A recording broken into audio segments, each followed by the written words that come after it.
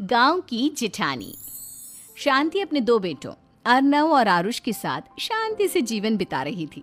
लेकिन शांति के पति सोहन से उसकी कभी कभार थोड़ी अनबन हो जाती थी। एक दिन शांति रोज की तरह सुबह का खाना बना रही थी, तभी दरवाजे की घंटी बजी। घंटी की आवाज सुनकर वो दरवाजे की ओर जाते हुए कहती है, अरे आती हूँ, कौन है, सब्र करो। शांति दरवाजा खोलती है तो देखती है कि उसके जेठ मोहनदास सामने खड़े होते हैं। वो सक पकाकर अपना घूंघट करती है और पैर छूकर कहती है, आइए आइए जेठ जी। कैसी हो शांति?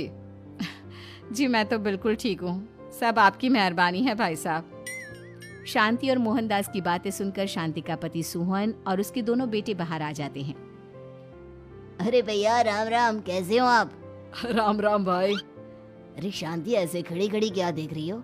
चाय कॉफी कुछ लेकर आओ, भैया आए हैं। शांति तेजी से रसोई की ओर आगे बढ़ती हुए कहती है, अरे मेरी माँ, गेट खोलने के चक्कर में मेरे तो चावल ही जल गए। वो दौड़ी दौड़ी रसोई में जाती है और देखती है कि सारे चावल जल गए हैं। वो दोबारा चावल बनाने में लग जाती है। इतने में सोहन आवाज लगाता है, अरे शांति, तुम्हारे चावल का रोना खत्म हो गया हो तो चाय ले आओ।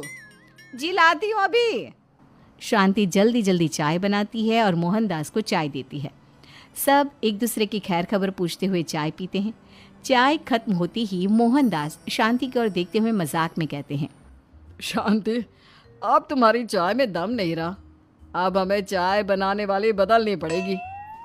ये कैसे मुमकिन होगा जेठ जी, घर और बाहर का सारा काम मुझे ही करना पड़ता है और कभी कभी जल्दी जल्दी के चक्कर में काम बिगड़ जाते हैं, जैसे आज चावल जल गए। अरे इसी का तो हल लेकर आया हूँ। मैंने रिश्ता देखा है अर्नव और आरुष के लिए। दोनों लड़कियाँ बहुत सुंदर और सुशील हैं। अगर आप दोनों इजाज़त दें तो बात करूँ आगे। सोहन और शांति रिश्ते की बात सुनकर कहते हैं, अब ठीक है, बात चलाइए ना भैया, पर पहले लड़की के बारे में कुछ बताइए तो सही। हाँ हाँ भाई साहब, लड़की कैसी है, परिवार कैसा है, कहाँ के रहने वाले हैं? देखो, परिवार तो बहुत अच्छा है, पर वे दोनों लोग बहुत गरीब हैं। दहेज में कुछ मिलेगा नहीं। अरे हमें दहेज में कुछ चाहिए भी नहीं, बस लड़की संस्कारी होनी चाहिए। एक लड़की तो पढ़ी लिखी है और शहर की रहने वाली है, पर दूसरी अपनी गरीबी की वजह से पढ़ न सकी और गांव में रहती है। लेकिन दोनों है बहुत खूबसूरत।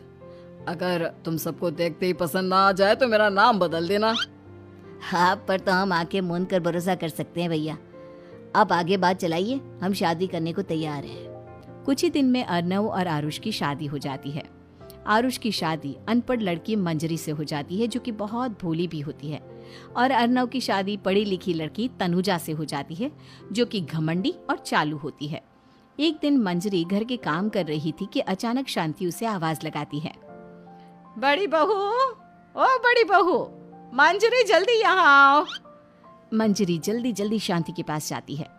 बेटा मेरे पैर दबा दे, बहुत दर्द हो रहा है। जी माँ जी, बस बर्तन धोकर आती हूँ। अरे बैठ यहाँ, मेरे पैर में बहुत तेज दर्द हो रहा है, बर्तन छोटी बहू धो लेगी। मंजरी शांति के पैर दबाने लगती है तो शांति तनुजा को आवाज लगाती है, छोटी बहू, ओ छोटी बहू। तनुजा थोड़ी देर से आराम से चलकर आती है। जी माँ जी, आपने बुलाया मुझे? आपको कोई काम था क्या?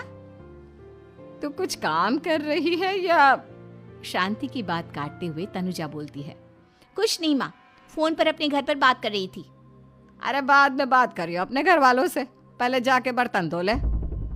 तनुजा मुंह बनाते हुए अपनी जिठानी की ओर देखती है और मन ही मन कहती है, ये महारानी वहाँ बैठी है, ये नहीं कि बर्तन धो ले। मैंने इतनी पढ़ाई बर्तन धोने के लिए की थी क्या? तनुजा दांत पीसकर वहां से चली जाती है। अगले दिन सब दफ्तर चले जाते हैं, तभी डाकिया चिट्ठी लाता है। शांति चिट्ठी लेकर मंजरी से कहती है, बड़ी बहू, जरा छोटी बहू को बुलाना, एक चिट्ठी आई है। मेरी तो आंखें कमजोर है तो मुझसे पढ़ा नहीं जाएगा। मंजरी तनुजा के पास जाकर कहती है, तनुजा, तुम्हें माँ जी बुला रही हैं। मुझ पर हुक्म मत चलाओ, काम बताओ काम। अरे मैंने तुम पर कहाँ हुक्म चलाया, और हुक्म चला भी दूंगी तो क्या हुआ, तुम तो मेरी छोटी बहन की तरह हो ना। तुम जैसी अनपढ़, जाहिल और गांव की गवार मेरी बहन नहीं हो सकती। बेचारी मंजरी तनुजा की बात सुनकर अपना सा मुंह लेकर रह गई। कोई चिट्ठी आई है, माँ जी तुमसे पढ़वाना चाहती है, बस इसलिए बुला रही हैं। मुंह टेढ़ा करके तनुजा मंजरी का मजाक बनाती हुए कहती है, अनपढ़ कहीं की। तनुजा का ऐसा बर्ताव देखकर बड़ी बहू बहुत दुखी होती है। तनुजा को अपनी पढ़ाई का घमंड इतना हो गया कि अब वो घर के कोई काम नहीं करती और अपनी जेठानी का मजाक बनाती रहती। तनुजा का ये बर्ताव अब उसकी सास को भी नजर आने लगा था। एक दिन शांति ने अपनी बड़ी बहू से कहा, मंजरी, तनुजा हर समय तुम्हारा मजाक उड़ाती है, तुम्हें गुस्सा नहीं आता क्या? आता तो है माँ जी, लेकिन मैं क्या करूं? जब भी उसे कुछ बोलती हूँ वो और भी जली कटी बातें मुझे सुनाकर चली जाती है। मैं उसे अपनी छोटी बहन की तरह प्यार करती हूँ, लेकिन उसके दिल में मेरे लिए कोई इज्जत नहीं। बहू, तूने वो कहावत सुनी है, जुल्म करने वाले से ज्यादा जुल्म सहने वाला अपराधी होता है। मंजरी अपनी सास का इशारा समझ जाती है। वो अपनी देवरानी को सबक सिखाने की ठान लेती है और एक दिन शांति अपनी दोनों बहुओं के साथ बैठी थी तो शांति अपनी बड़ी बहू से पूछती है, अरे बहू, शाम होने को है, कुछ सोचा है क्या बनेगा खाने में? माँ जी, मेरे तो सर में बहुत दर्द है आज। मेरी प्यारी देवरानी ही कुछ अंग्रेजी खाना बनाकर खिलाएगी। सुना है पढ़े लिखे लोग अंग्रेजी खाना बहुत अच्छा बनाते हैं, क्यों तनुजा? इतना कहकर मंजरी अपनी सास की ओर देखकर मुस्कुरा दी। तनुजा अपनी तारीफ सुनकर बहुत खुश हो गई। इतने में शांति कहती है, ये तो सच बात है छोटी बहू, ये तो मैंने भी सुना है। हम भी पक गए हैं बड़ी बहू के हाथ का खाना खा खा कर। तनुजा, तुम्हारी माँ भी तो तुम्हारे खाने की बहुत तारीफ करती हैं। आज हमें भी खिला दो कुछ अच्छा सा बनाकर।